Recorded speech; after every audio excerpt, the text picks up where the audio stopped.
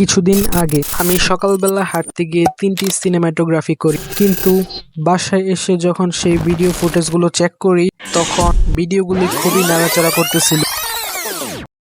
কেমনে? আমি তো হাত খুব স্টেবল করে রাখছিলাম, তাও ভিডিও এত কাঁপাকাঁপি করতেছে কেন? রাগে ভিডিওগুলো ডিলিট করে দেব। ঠিক তখনই আমার মনে পড়লো টেক হটস্পট চ্যানেলের কথা। তাদের দেখানো একটি সেটিং আমি আমার ভিডিওতে প্রয়োগ করলাম। এরপর আমার কাঁপাকাঁপি করা ভিডিওগুলো প্রফেশনাল স্টেবল ভিডিওতে কনভার্ট হয়ে গেছে। আসসালামু আলাইকুম। টেক হটস্পট চ্যানেলের পক্ষ থেকে আমি আপেল মাহমুদ স্বাগতম জানাচ্ছি আমার চ্যানেলের প্রথম ভিডিওতে। আজকের ভিডিওতে আমরা যে কোনো ভিডিওর কাঁপাকাঁপি বন্ধ করে প্রফেশনাল স্টেবল ভিডিওতে কনভার্ট করা শিখব। যেহেতু এটা আমার চ্যানেলের প্রথম ভিডিও, যারা দেখতেছেন একটি লাইক এবং কমেন্ট করতে ভুলবেন না। চলুন মোবাইল স্ক্রিনে যাওয়া যাক।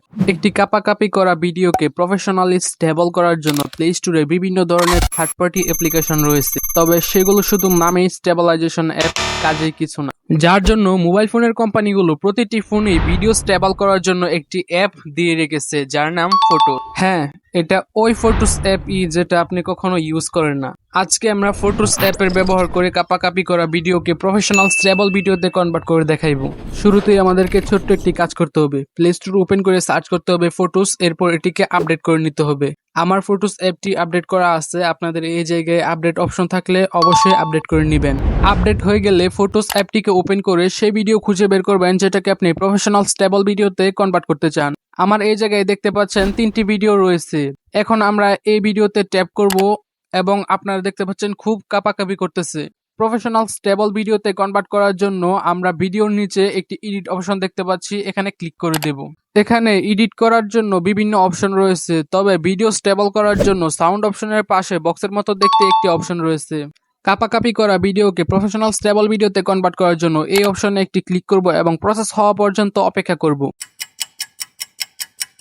প্রসেস হয়ে গেলে নিচে সেভ কপি অপশন রয়েছে, এখানে একটি ক্লিক করব এবং ভিডিওটিকে সেভ করে নেব। ঠিক একই প্রসেস বাকি একটি ভিডিওর সাথে করব।